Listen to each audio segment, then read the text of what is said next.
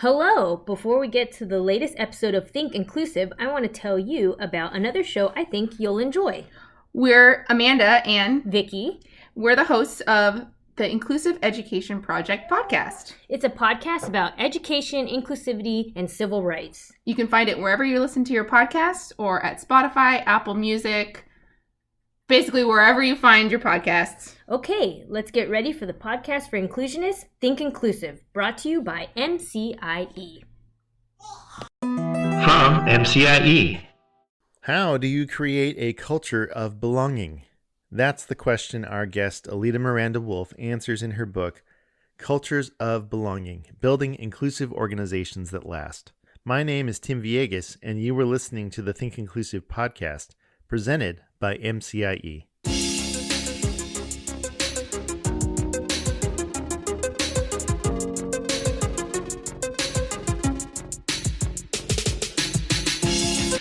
This podcast exists to build bridges between families, educators, and disability rights advocates to create a shared understanding of inclusive education and what inclusion looks like in the real world.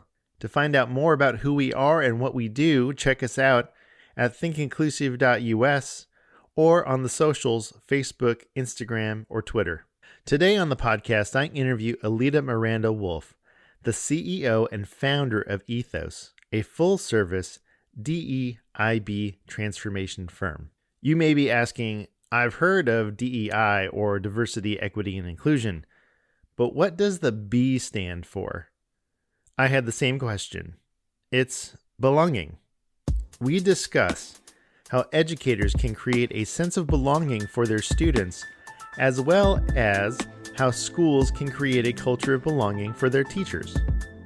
I'm so glad you're here. Thanks for listening, subscribing, and rating us on Apple Podcasts or Spotify. And now, our interview with Alida Miranda-Wolff.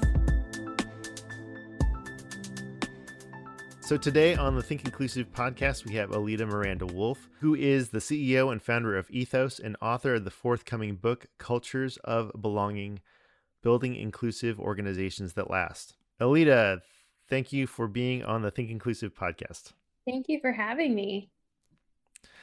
So I'm excited about getting into our conversation today. I want to talk about your book, Cultures of Belonging, but before we talk about what's in your book, will you introduce yourself to our audience of educators? Absolutely. My name is Alida Miranda-Wolff, as you shared already, and I'm the CEO of Ethos. I identify as a white passing Hispanic cisgender woman with an invisible disability. And I always name my identities because they help shape the way that I do my work in diversity, equity, inclusion, and belonging, and also my worldview.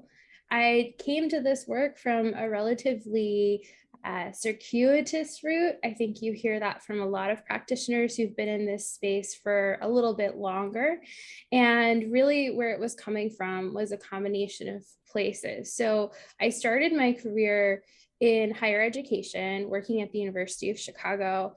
I worked briefly in nonprofits, specifically in thinking about immigrant and refugee rights. And then I made a hard shift to venture capital, where I was the first woman ever hired full-time. I was one of 27 Latina women working in VC in the country. The number today is 29, and this has been many years, so that gives you a sense of representation. And when I became a director, I was the youngest director in the country. And so on 3 different counts, I was coming from a group that was non-dominant. And my responsibilities were to manage our investors, our Fortune 500 partners, our portfolio company growth, and our community.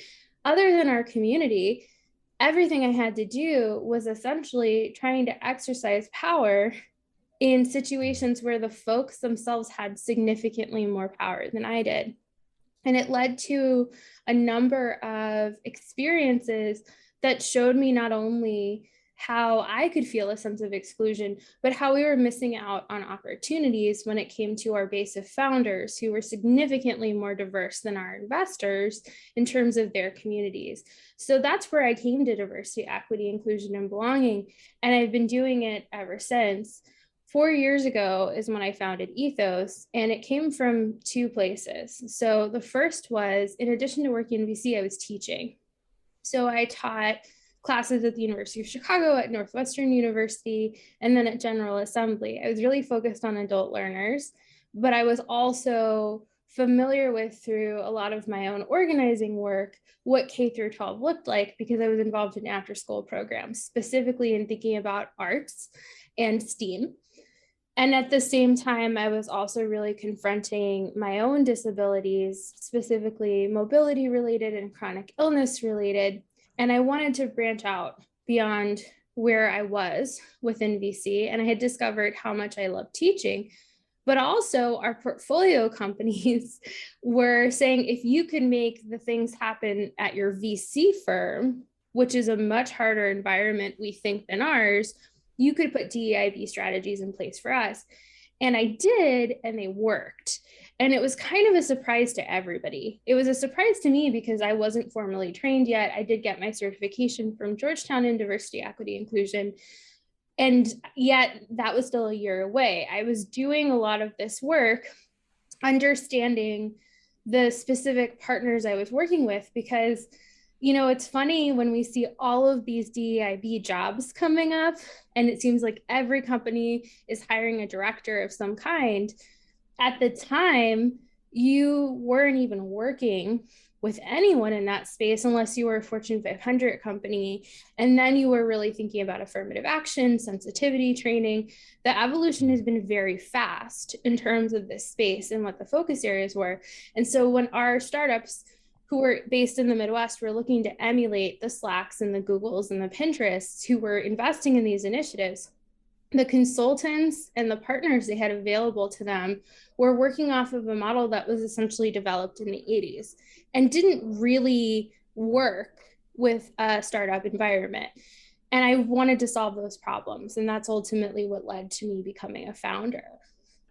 So the DEIB, forgive me, but what's the B? So belonging. And it's really important to me to focus on the belonging piece.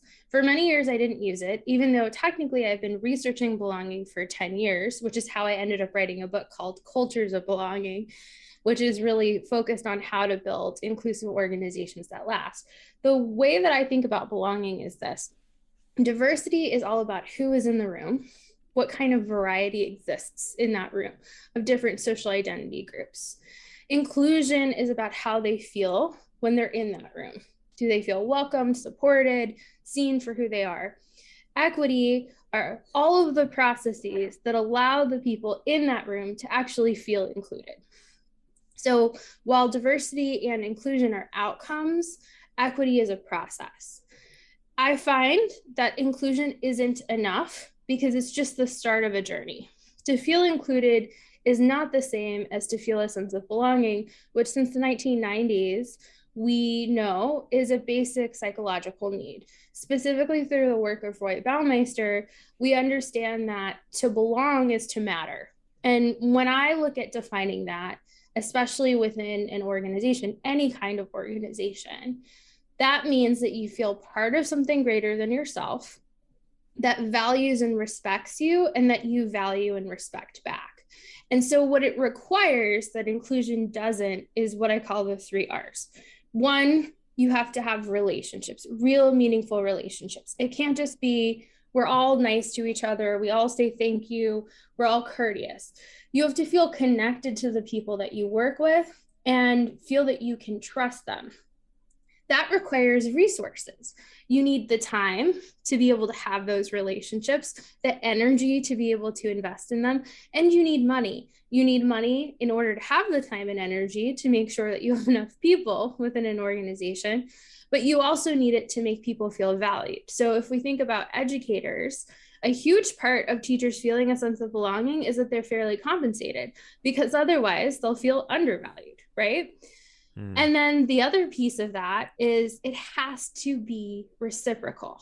So it's not just that you feel valued and respected, you have to value and respect the organization that you're part of. That means you have to believe in its mission, the people who are leading it, and you have to show respect for others. I have definitely seen in my time many organizations where employees are treated very well and they don't believe in what the organization is doing. They don't think it's ethical. They don't think it's important.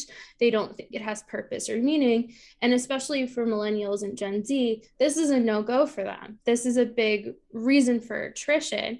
It's why at one of our organizations, which would have been one of our model organizations, because based on our diversity, equity, inclusion, and belonging survey, almost 100% of employees who were relatively diverse in terms of their backgrounds said that they felt included in the organization. And when we looked at the qualitative data, over and over and over again, employees said that they felt terrible working in a company that treated them well and was bad for the world.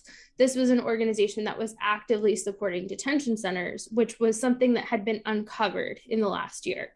So many people felt they had signed on to a false bill of goods. And they didn't feel a sense of belonging because they did not want to belong to that kind of community where there was that values disalignment.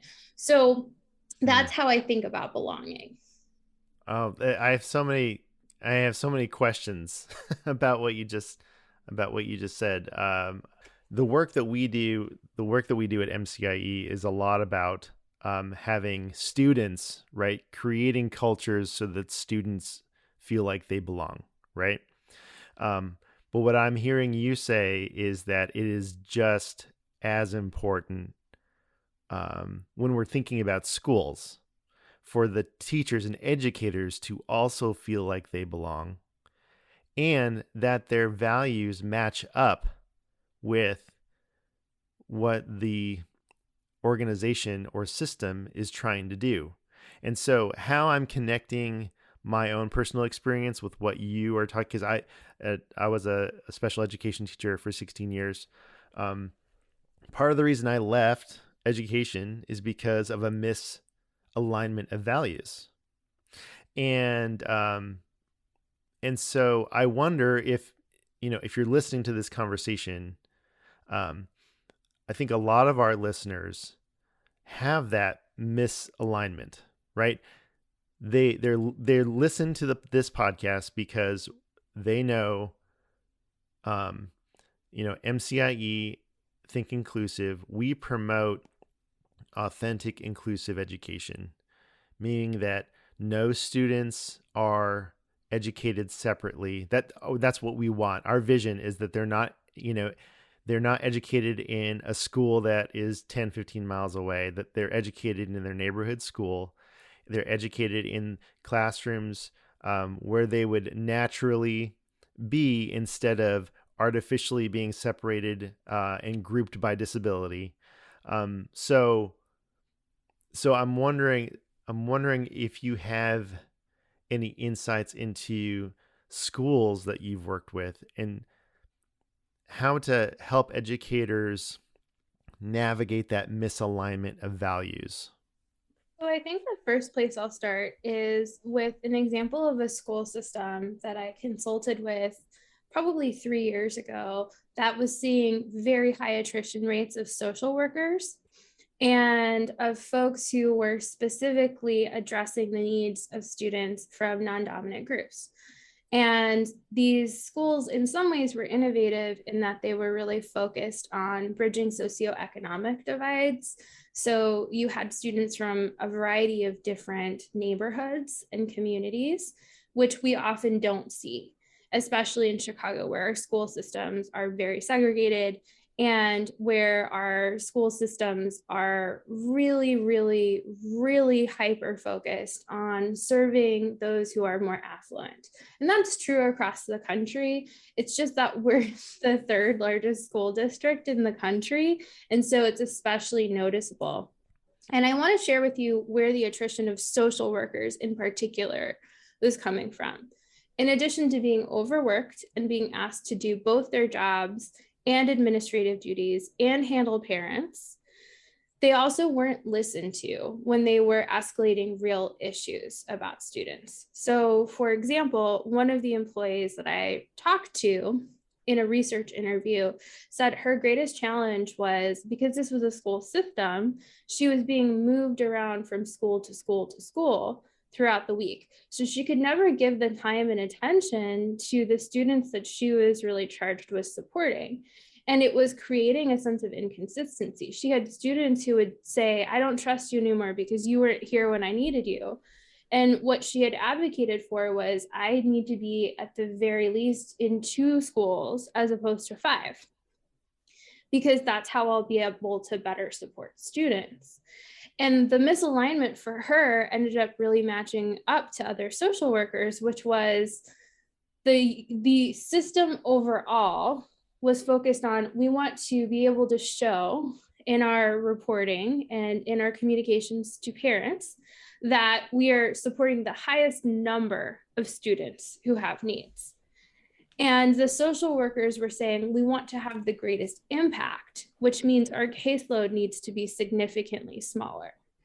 And so in that situation, there were a few things happening. For one, during the interviewing process, this philosophy that the school system had was never shared. So as I dug into it, in part, it was because there wasn't a philosophy. And I think that what happens is, when we look at these school systems, especially when we're looking at K through 12 schools who are constantly having to be reactive to different factors, especially in the last 2 years, there isn't the time put into not just building a strategy, but sharing it with the teachers and staff who are in the actual school. So when these folks interview, they read a website mission statement, they hear really good things from the folks who are interviewing them, and then they get into the environment and it's totally different. And so there was values misalignment from the beginning, but the values themselves really weren't articulated. And a big part of that is the practices that align to those values aren't articulated. So one of the things we do with schools is we go in and we say, okay, these are your values. What does that mean on a daily, weekly, monthly, quarterly, and annual basis you strive to do and you refrain from doing? And we try to get as concrete as possible. So strive to would be, we strive to keep classroom sizes at 20 or less, which of course not every school will be able to do, but that's the point, that's how we're designing. And then the other piece is, it's really hard to believe in an institution where you feel like you need guidance and don't get it. When you are a teacher, when you are staff in a school, you feel responsible for the lives of so many children. Many people get into this space, especially when we're talking about disability, for example, out of a real place of care. It's called care work and love work for a reason. And then you get there and there are these huge challenges that you've never experienced before. And you're basically on an island. You don't get a whole lot of administrative support. You have other teachers you can lean on who also haven't been invested in this way. And then the last thing I'll say is, you are being asked to take care of students, and there is no outlet for you to be taken care of. There are often not healing circles or spaces to talk through difficult, triggering, or traumatic events that happened in your classroom. I pay attention to this a lot with our teachers who are coming from underrepresented groups who can very strongly identify with their students. So when a student is experiencing medical issues or housing insecurity or food insecurity, it's not just that they're managing to that student's needs in their classroom, they might also be reliving their own experiences, especially if they got into education because of their student experience. And there isn't a way for them to grapple with it. So I see the way that school systems are built today as being very one-sided. We ask our staff, we ask our teachers to do everything possible for our students, but on their own, without saying, and we will do everything possible for you. And that's certainly not going to lead to respect and value on the part of teachers, who can very quickly become jaded, especially if things go wrong, especially if they needed help with a student or several students, didn't receive it, and then those students ended up in worse situations. When I worked in education, one of the things that I did was I worked in physical education in a new program that was focused on blending students who did not have physical disabilities with students who had physical disabilities and mental disabilities. And the idea was a co-teaching approach. Now, it ended up becoming very much like a lot of charitable organizations where there is a lot of sloppy sentimentalism and patronizing in that situation. And the folks leading the program weren't equipped when one of the students unexpectedly had a seizure. And so an ambulance was called in and the parents were called, but that teacher had to check out. And I noticed a difference in that teacher leading that class in the weeks that followed, in that they seemed much more inattentive, distracted. And it was because they felt that they failed in a very real way. But my question to this teacher and my recommendation to the school was, why would you have a teacher alone with this group of folks who have very specific needs, and this teacher has no training in how to address a situation like a seizure? I don't think the teacher failed in that situation. I think the school did. And so that's also going to contribute to a sense of belonging. Yeah, that story seems very, very familiar.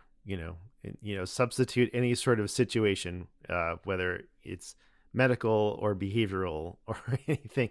We do a lot of times expect teachers to, just make it work, without equipping them, without training and stuff like that. In the time we have left, I really want to make sure we talk to teachers and we give them some strategies on if they're in a spot where there's some misalignment, right? I want teachers to stay teachers. Even if you're in a tough spot, I think that there's value in you still teaching, pouring into your students. How can teachers create cultures of belonging for themselves, even if they don't feel like they belong in a system where their values are misaligned?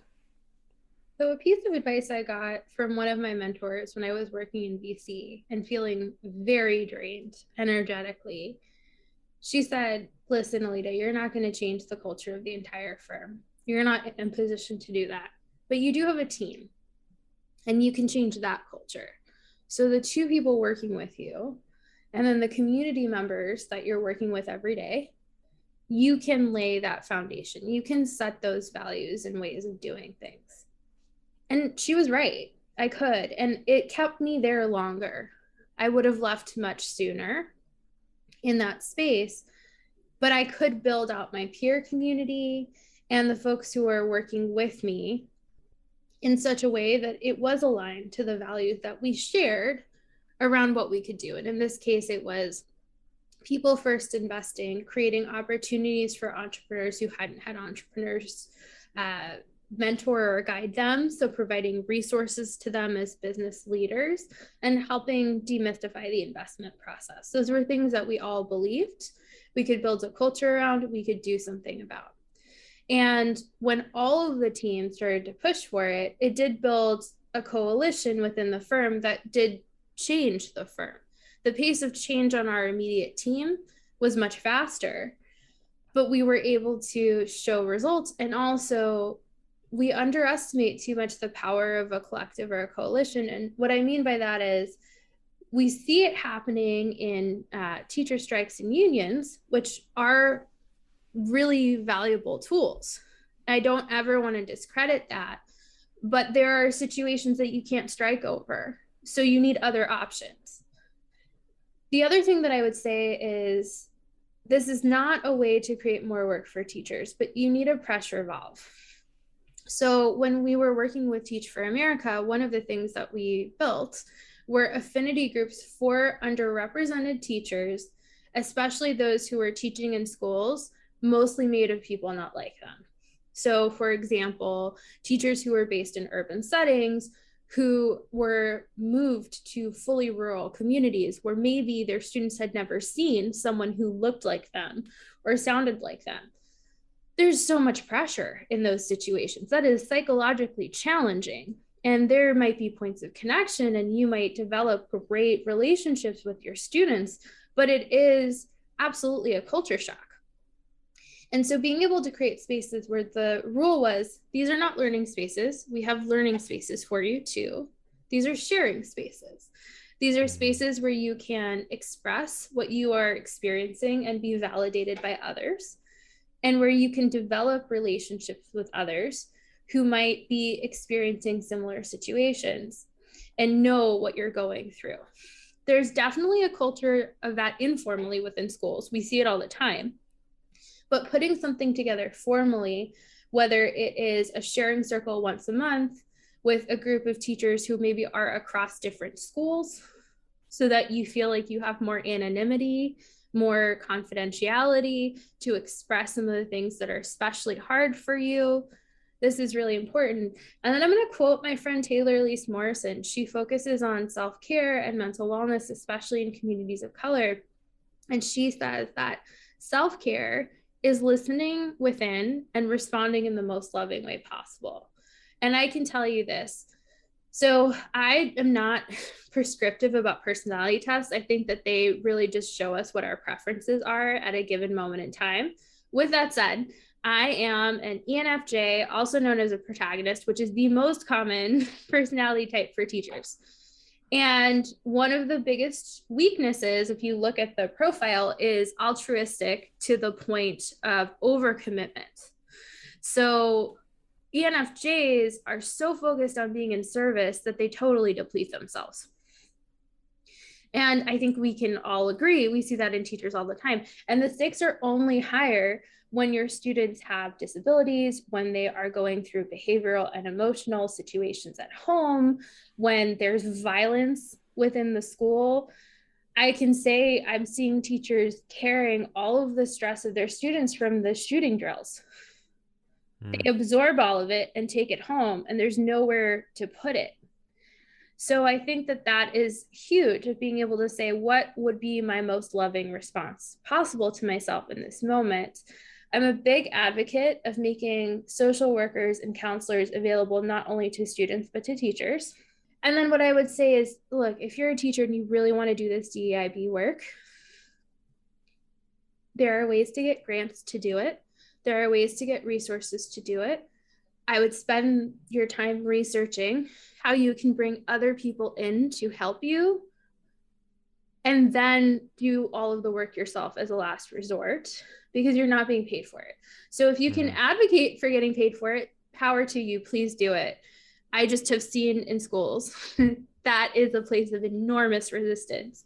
So whatever you can do, if you want to move these initiatives along, understand and know that it's not your responsibility. And that at any point, if it's burning you out, you can drop it, and you're not letting anyone down, because you are not carrying this alone. And your schools have a responsibility to this work.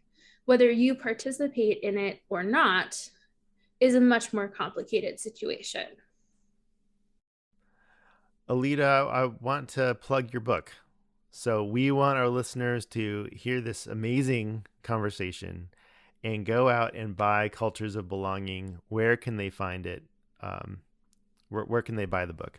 Absolutely. So if you go to alidamiranda-wolff.com, I encourage you to sign up for my newsletter and check out the bonus content section, because you can pre-order it at any bookstore. So it's on Amazon, Bookshop, Barnes & Noble, at indie booksellers. It's everywhere, available as an audiobook, an ebook, or as a physical book. You can even go to my publisher's website, HarperCollins Leadership. The reason I'm advocating to going to my website first is because I created 2 freebies that you can only get if you go to my website. So the first is a sample DEIB action plan and template. That tool, I can just tell you right now, we charge $18,000 for at our firm to be able to use to our clients. And if you go to my website, you can get it for free. And then if you pre-order the book and enter in your pre-order code on my website, we'll also give you a decision tree for how to give feedback that eliminates or minimizes bias. And I think this is so important for teachers working with students because bias enters in so many different ways. And if we really want to support our students, we want to make sure that we're being inclusive and productive and generative in our feedback rather than discouraging. Don't hesitate to reach out. It's AlidaMiranda-Wolff.com. And then if you want to find me on LinkedIn, I am the only person, according to the internet, with my name. So if you put my name in, it's 26 pages of Google search results for me. And if you want to follow me on Twitter, I'm at AlidaMW. Alida Miranda-Wolff, thank you so much for being on the Think Inclusive podcast. This conversation was fascinating. I hope everyone has a chance to check out Cultures of Belonging. Thanks for your time. That will do it for this episode of the Think Inclusive podcast. Subscribe to the Think Inclusive podcast via Apple Podcasts, the Anchor app, Spotify, or wherever you listen to podcasts. Have a question or comment? Email us your feedback at podcast@thinkinclusive.us. We love to know that you're listening. Thank you to patrons Veronica E., Sonia A., Pamela P., Mark C., Kathy B., Kathleen T., and Jarrett T. for their continued support of the podcast. When you become a patron, your contribution helps us with the cost of audio production, transcription, and promotion of the Think Inclusive podcast. And you could even get a shout out like the fine people we just mentioned. Go to patreon.com/thinkinclusivepodcast to become a patron today and get access to all our unedited interviews, including the conversation you heard today. Thank you for helping us equip more people to promote and sustain inclusive education. This podcast is a production of MCIE, where we envision a society where neighborhood schools welcome all learners and create the foundation for inclusive communities. Learn more at mcie.org. We will be back with another Think Inclusive episode in a couple of weeks, and look out for more editions of the Weekly-ish and bonus episodes in the meantime. Thanks for your time and attention. Until next time, remember, inclusion always works.